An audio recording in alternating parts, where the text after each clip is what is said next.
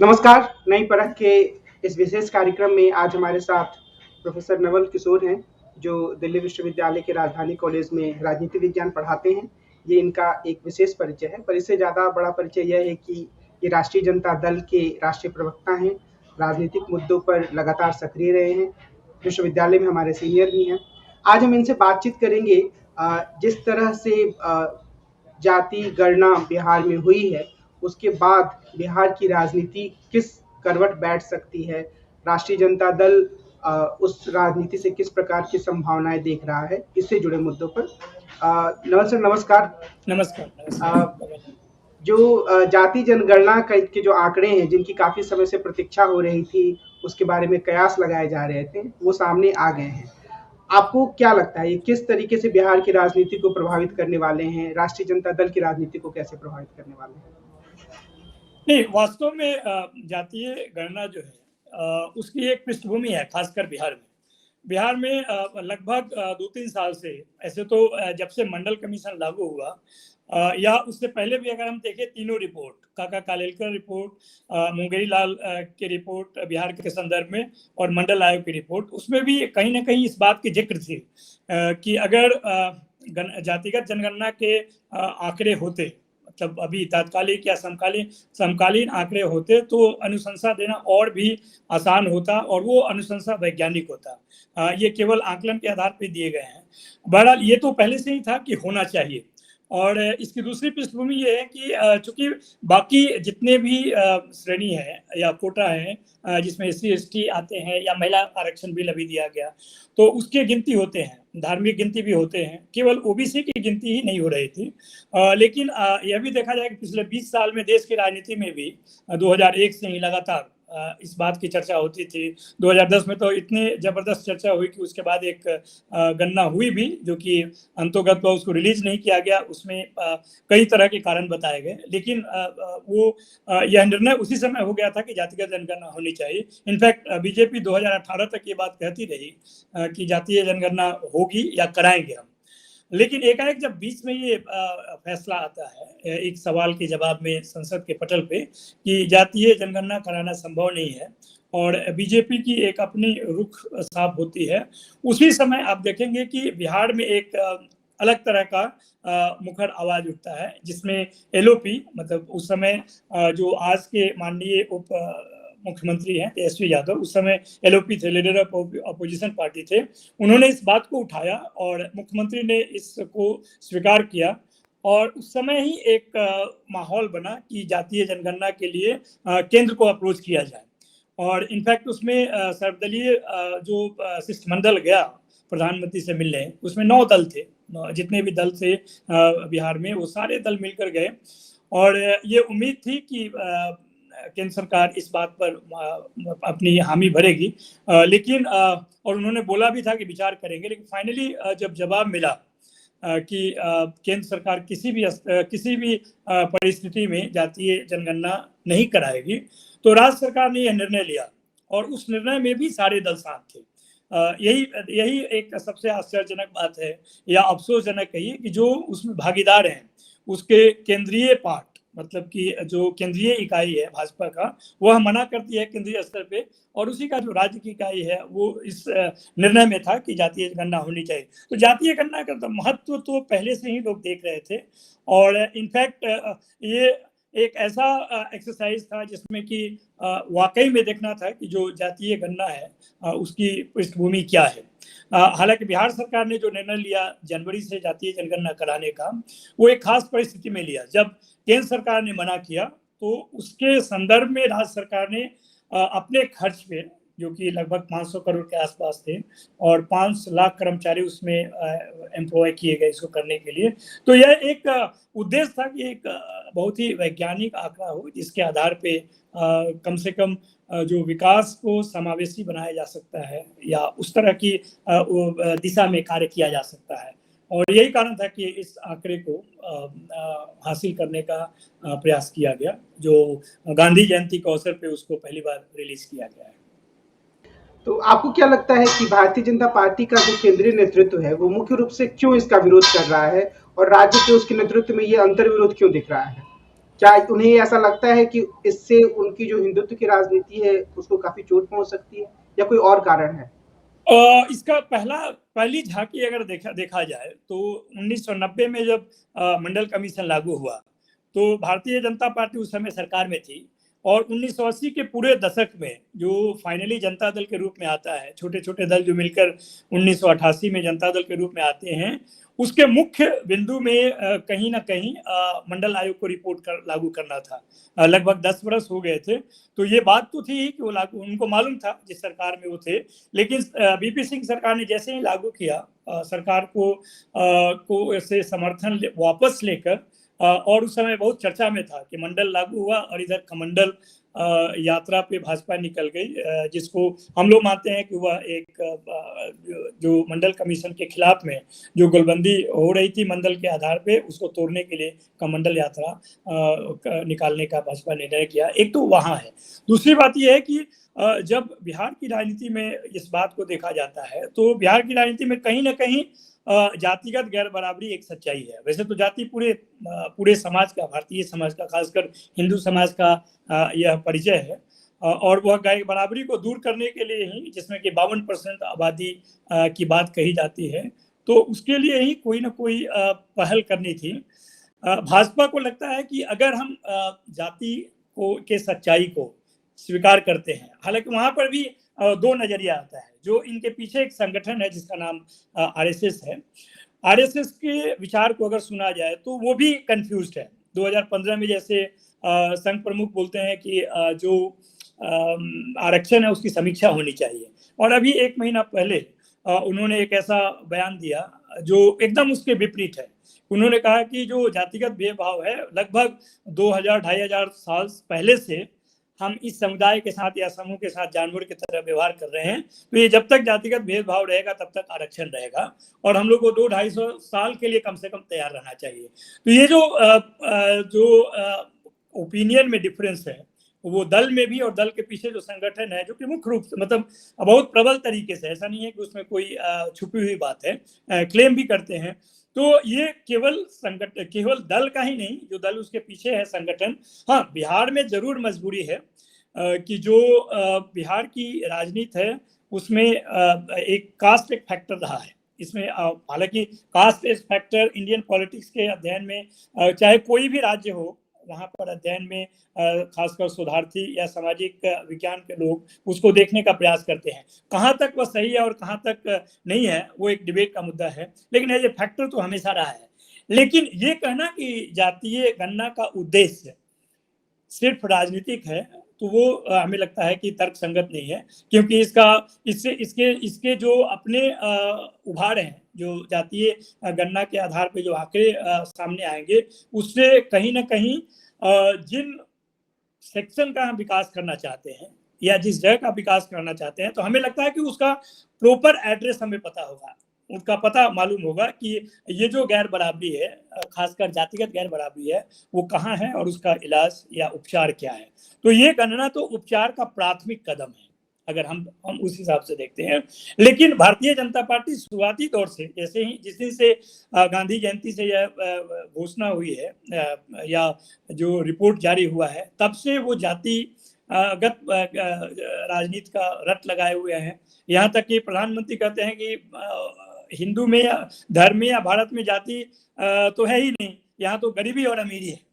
तो ये गरीबी अमीरी को का नाम देकर और वो पूरी सच्चाई को नजरअंदाज करना, हमें लगता है कि ये समझ से परे है, या हो सकता है कि कंफ्यूजन है। कुछ लोग भारतीय जनता पार्टी में ये भी मुख्य तौर पे कह रहे हैं कि अभी हमको रिपोर्ट पर अध्ययन करना है और देखना है कि इसको कैसे हम इस पर अपनी बात रख सकते हैं। यह माना जा रहा है कि जो दो तरह की धारणाएं हैं, एक हिंदुत्व की राजनीति हो गई, और दूसरी जो राजनीति है जिसमें कि जो जातिगत पहचान बोल सकते हैं या जाति के नाम पर जो शोषण होता रहा है, विभेद रहा है, उसको उभार कर कि किस तरीके से जो जातिगत पहचान है उसको प्रमुखता मिलनी चाहिए, उसके आधार पर जो लोग वंचित हैं उनकी मदद होनी चाहिए। ये दो प्रतियोगी धारणाएं एक साथ भारतीय राजनीति में भी काम कर रही हैं। तो क्या हम ये कह सकते हैं कि इंडिया गठबंधन जो है, वो जो जाति जनगणना की बात हो गई, जाति के आधार पर और आरक्षण को बढ़ाने की बात हो गई, वो इसको लेकर काफी आगे जाएगा और 24 में वो उसका एक प्रमुख मुद्दा होने वाला है? देखिए, एक चीज तो मानना पड़ेगा कि अगर भारतीय जनता पार्टी के राजनीति को सिर्फ हिंदुत्व के नजरिए से देखें तो हमें लगता है कि उस पर विचार करना चाहिए, और उस विचार करने के पीछे दो तर्क हैं। पहला तर्क ये है कि ये जरूर है कि हिंदुत्व के नाम पे वो पूरे देश में गोलबंदी करना चाहते हैं, और वही उनकी अपनी मौलिक राजनीतिक अभियान है।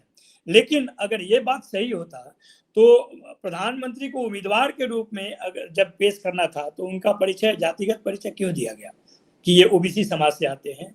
जब जब कोविंद जी राष्ट्रपति बने तो उनको कहा गया कि दलित समुदाय से आते हैं। अभी जो प्रथम द्वितीय महिला राष्ट्रपति बनी उनका भी जनजातीय पहचान भारतीय जनता पार्टी के पास के द्वारा बोला गया।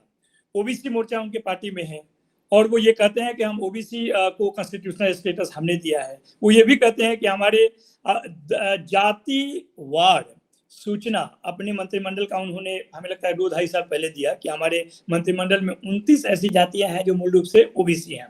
तो ये सब बात कहने की जरूरत क्यों पड़ी? अगर जाति का इस्तेमाल वो नहीं करते हैं या उसके आधार पर गोलबंदी नहीं करना चाहते हैं तो ये वो नहीं करते। और जहां तक इंडिया गठबंधन का सवाल है, ये देखिए शुरुआती दौर से जो क्षेत्रीय दलों का उभार हुआ है वह स्थानीय मुद्दों पे हुआ है, और इसी संदर्भ में कहा जाता है और कई बार इस बात ठीक है। अगर भारतीय जनता पार्टी के राजनीति को देखा जाए और सिर्फ ये उसमें माना जाए कि केवल हिंदुत्व की राजनीति करती है और वही उसका राजनीतिक अभियान का मुख्य यंत्र है, तो ये कहना ठीक नहीं होगा। इसके पीछे दो तर्क हैं। पहला तर्क तो ये है कि अगर आप देखेंगे कि जो उनके दल के अपने स्वरूप हैं उसमें ओबीसी मोर्चा है, और उन्होंने अपने सरकार के मंत्रियों का परिचय, जातिगत परिचय भी जारी किया था कि इतने जातिवार सूचना दिए थे कि ये सब ओबीसी हैं। लगभग 29 ओबीसी मंत्री उनके मंत्रिमंडल में हैं। तो ये सब बातें कहना, और इसके पहले भी उन्होंने राष्ट्रपति का भी परिचय, जातिगत परिचय दिया था, या आप कहीं श्रेणी का परिचय दिया था कि एससी समाज से हैं या एसटी समाज से हैं। तो ये कहना कि सिर्फ राजनीति उनकी जो है वो हिंदुत्व के आधार पे है तो ये तर्क संगत नहीं होगा। उन्होंने भी अपने हिसाब से अभी भी इस्तेमाल करते हैं जहां जाते हैं, और उसका जितना भी इस्तेमाल हो सकता है वो करते हैं। जहां तक इंडिया गठबंधन का सवाल है, इसमें दो इसके महत्वपूर्ण पक्ष हैं। पहला पक्ष ये है कि एक तो ऐसा दल है जिसका कि पूरा देश में एक अपना सांगठनिक आकार है, और दूसरे दल ऐसे हैं जो कि अपने अपने राज्य में मजबूत संगठन के साथ, मजबूत नेतृत्व के साथ। मैं पहले भी कहता हूं कि जब राजनीतिक दल को देखा जाए तो दो तरह के दल हैं भारतीय संसदीय इतिहास में। एक दल ऐसा है जिसको हम और आप रीजनल पार्टी कहते हैं, उसमें लीडर का लीडरशिप क्वालिटी, उसकी लोकप्रियता, उसकी अपनी पहचान के आधार पर दल का निर्माण होता है। तो और दूसरे जगह है कि दल नेताओं का निर्माण करता है। नरेंद्र मोदी को मैं मानता हूं कि भारतीय जनता पार्टी ने एक खास समय में एक खास उद्देश्य के हिसाब से उनको नेता बनाया और उनके लिए पूरा प्रचार तंत्र का इस्तेमाल किया। ऐसा आप रीजनल पार्टी में नहीं देखेंगे। रीजनल पार्टी के नेताओं का उभार होता है उनके अपने आइडेंटिटी पे, अपनी लोकप्रियता पे, अपने मुद्दों पे, जिस मुद्दों पे वो खड़ा उतरते हैं। जैसा कि लालू जी के विषय में कहा जाता है कि उन्होंने मंडल और जो पोस्ट बाबरी मस्जिद का एपिसोड था उसमें जो उन्होंने अपने राज्य में दंगा नहीं होने दिया, तो जो सांप्रदायिक मुद्दे के आधार पे, जिसको धर्मनिरपेक्षता कहते हैं, धर्मनिरपेक्षता और सामाजिक न्याय के आधार पे उनकी पहचान है, और ये पहचान को बिहार की जनता ने स्वीकार किया। यही कारण है कि पिछले 3 दशक से वो वहां पे हैं। तो ऐसे दल हैं इंडिया गठबंधन में, और भारतीय राष्ट्रीय कांग्रेस को छोड़कर लगभग जितने भी दल हैं उनकी मन स्थिति या उनके राजनीतिक मांग में कहीं ना कहीं जातीय जनगणना थी। अभी आप देखेंगे तो भारतीय राष्ट्रीय कांग्रेस के प्रमुख नेता या चेहरा राहुल गांधी ने ये बात कही, 2 बातें कही कि जातीय जनगणना होनी चाहिए, और महिला आरक्षण बिल में भी उन्होंने कहा कि ओबीसी महिलाओं को जगह मिलनी चाहिए। और उनसे ये पूछा गया कि क्या 2010-11 में जो आपने विरोध किया क्या गलती थी, तो उन्होंने बोला 100% गलती थी। तो ये रिवाइज स्ट्रैटेजी या स्टैंड भारतीय राष्ट्रीय कांग्रेस का है। वो इस बात और इस सच्चाई को समझ चुकी है कि जो भारत एक डाइवर्सिटी वाला देश है, वो हर आधार पे, लैंग्वेज में देखें, मुद्दों पे देखें, भाषा पे देखें, या धर्म पे देखें, जाति पे देखें, ये सब चीज है यहाँ पे। तो उन सब चीजों को जब तक हम मानेंगे नहीं, तब तक समावेशी विकास और समतामूलक समाज का निर्माण नहीं हो सकता है। यही कारण है कि इंडिया गठबंधन के सामने या उनके रणनीति में यह एक प्रमुख मुद्दा बनते जा रहा है। एक और चीज हुई जो बिहार में जाति जनगणना हुई कि उसमें मुस्लिमों को भी जाति में बांटकर देखा गया, और उसमें उसको आप इस बदलाव को, मतलब पहले भी मुस्लिम जातियों में थे, पर एक आंकड़ा ये भी आता था कि कुल मुसलमान कितने हैं। जो आंकड़ा इसमें नहीं है, सिर्फ ये है कि मुस्लिम जातियां जो हैं वो कहाँ पर हैं। तो आपको क्या लगता है राजनीतिक रूप से इसका क्या निहितार्थ हो सकता है? क्या ये काफी फायदेमंद हो सकता है इंडिया गठबंधन के दलों के लिए, या फिर भारतीय जनता पार्टी जो पसमानदा की तरफ बढ़ने की कोशिश कर रही है उसको इससे मदद मिल सकती है? नहीं, बिहार के संदर्भ में तो ये कोई नई जुड़ाव नहीं है।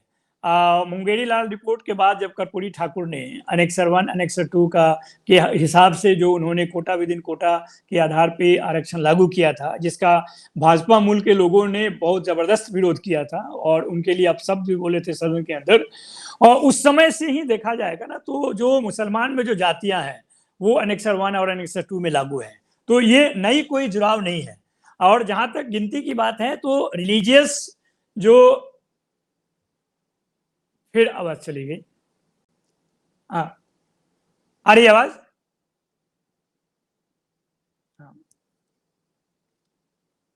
नहीं, बिल्कुल आ रही है, मेरे पास आ रही है आपकी आवाज। अच्छा, हाँ, तो मैं कह रहा हूं कि ये कोई नया जुड़ाव नहीं है। और जहां तक धार्मिक आधार पे गिनती है तो उसमें तो वही चीज तो भाजपा पकड़ रही है कि वो कह रही है कि अगर बहुसंख्यक पे देखना है तो हिंदू की संख्या ज्यादा है, इसलिए हिंदू को राजनीति में प्राथमिकता देनी चाहिए, जो कि ऐसी बात है नहीं। जो समाज का स्वरूप है और जो खासकर ओबीसी गिनती का मूल उद्देश्य ये है कि नीति और नियत में समावेश किया जाए, समायोजन किया जाए। कि आप नीति, अगर आपकी नीति है कि ओबीसी का विकास हो, तो आपको मालूम होना चाहिए कि जो जातिगत आंकड़े ओबीसी के संदर्भ में हो वो कितने हैं। एससी एसटी के विषय में आंकड़े थे, इसलिए कई सारे जो पॉलिसीज हैं उसका एक आकलन किया जा सकता है कि वो कितना वहां तक पहुंच पाया।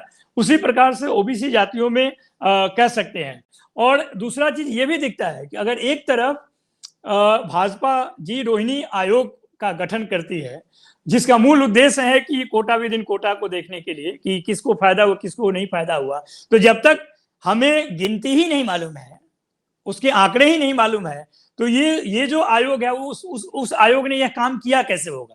वो तो अपने आप में एक छलावा है। अगर वैसा काम कुछ करना भी है और देखना भी है तो उसके लिए आंकड़े चाहिए। अगर समाज का ये हिस्सा, कौन हिस्सा कितना पीछे है, किसको मुख्य धारा में कहां से कैसे लाया जाना चाहिए, उसके लिए भी अगर कोई रणनीति विकास के स्तर पर बनाने की जरूरत पड़े, तो हमें लगता है कि जातिगत आंकड़े जो है उसके बहुत फायदे हो सकते हैं। ये रिपोर्ट जैसे डॉक्टर के पास जाने पर कई सारे रिपोर्ट लिखते हैं डॉक्टर, हमें लगता है कि जातीय जनगणना का जो रिपोर्ट है या गिनती का जो रिपोर्ट है वह भी उसी तरह से उसका इस्तेमाल किया जा सकता है कि आप किस हिस्से को ठीक करना चाहते हैं, कहां कहां पे गड़बड़ी है, वो गड़बड़ी पता चलेगी और सरकार directly target oriented development policies लागू कर सकते हैं या उसके विषय में सोच सकते हैं। तो जिसकी नीति साफ है, जिसके नियत साफ है, उसके नीति साफ होंगे।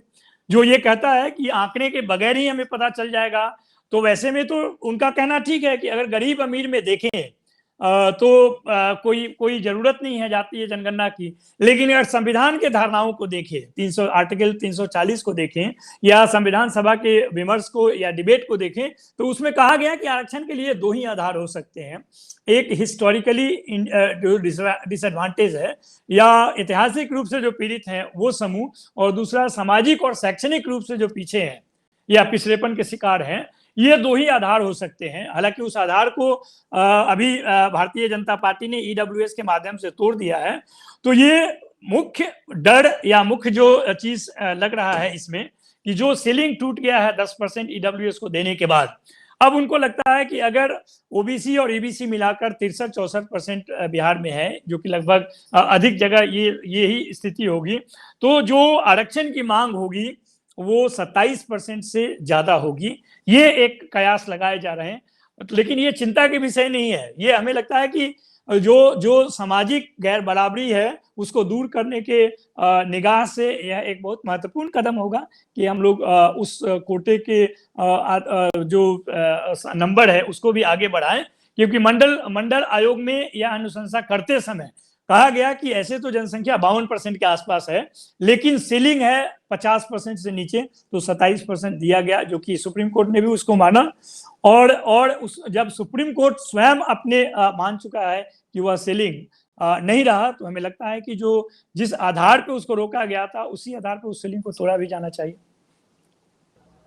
आखिरी सवाल ये कि क्या हम ये कह सकते हैं कि बिहार और देश की राजनीति एक बार फिर से मंडल के दौर की राजनीति की तरफ आगे बढ़ रही है, यानी कि 1990 के बाद के दौर की जो राजनीति थी, जहां पर जैसे रजनी कोठारी कहते हैं कि असल में जातियों की राजनीति ने सांप्रदायिक राजनीति का रास्ता रोका, तो क्या उस दिशा में राष्ट्रीय जनता दल या इंडिया गठबंधन आगे बढ़ने की कोशिश कर रहा है? जाहिर है उस दिशा में कदम इसलिए जाएंगे या इसलिए संभव है कि अगर हम देखिए बिहार की राजनीति को अगर आप देखेंगे तो जो भारतीय स्तर पर सबसे बड़े परिवर्तन के डायमेंशंस तैयार हुए या मानचित्र तैयार हुए तो बिहार में ही हुए। अगर 1977 का आंदोलन देखें या मंडल पार्ट 1 का आंदोलन देखें तो बिहार ही उसने शुरुआत किया, पूरा देश ने उसको स्वीकार किया। तो ये जो जिसको हम लोग मानते हैं कि सामाजिक न्याय के बाद जो अगला कदम है वो आर्थिक न्याय है। तो ये जो जातिगत आंकड़े हैं, अगर आर्थिक न्याय के दृष्टिकोण से देखेंगे तो ये बहुत बड़ा मुद्दा भारतीय राजनीति में होने जा रहा है कि ये आज तक एक बहुत बड़े हिस्से को हम इस प्रयास से या इस प्रोग्राम से वंचित रखे थे, उसका एक नया दिशा मिलेगा। और यह इसको राजनीतिक नजर से देखा जा सकता है, लेकिन इसका उद्देश्य सामाजिक विकास है, समतामूलक है और समावेशी विकास है, जिसमें कि हर वर्ग के लोगों को देखा जा सकता है या उन पर नजर बनाया जा सकता है, उनके लिए जो नीतिगत फैसले हैं वो लिए जा सकते हैं। और खासकर जो बजटरी एलोकेशन है, जिसके संदर्भ में कई बार सुप्रीम कोर्ट ने टिप्पणी की है कि कोई भी अगर आप पैसे आवंटित करते हैं समाज कल्याण के लिए, खासकर सोशल वेलफेयर के लिए, तो किन के लिए करते हैं, उनके जानकारी का आधार क्या है जिसके आधार पे आप बजट आवंटित करते हैं। तो हमें लगता है कि उसका भी उत्तर इस जनगणना से मिलेगा। और इंडिया गठबंधन का एक मुख्य मांग ये भी रहेगा, जिस पर कि विचार चल रहा है और विचार इनफैक्ट आ भी गए हैं, कि बिहार ने रास्ता दिखाया है, अब देश को उसे स्वीकार करना पड़ेगा और जातिगत जनगणना देश स्तर पे होनी चाहिए, ताकि जो रुकावट बाकी जगहों पे है उसका भी मार्ग प्रशस्त हो सके। निश्चित रूप से जो जातीय जनगणना की रिपोर्ट है उसने बिहार की राजनीति ही नहीं सिर्फ बल्कि देश की राजनीति में भी एक उथल पुथल का माहौल बनाया है। और ऐसा लगता है कि भारतीय जनता पार्टी और प्रधानमंत्री नरेंद्र मोदी इसके बारे में तय नहीं कर पा रहे कि उन्हें किस तरह की टिप्पणी देनी है। बातचीत के लिए प्रोफेसर नवल किशोर आपको बहुत बहुत धन्यवाद। बहुत बहुत धन्यवाद। और हम आगे भी आपसे बात करेंगे देश की और बिहार की राजनीति की समझ बनाने के लिए। बिल्कुल बिल्कुल, धन्यवाद, थैंक यू।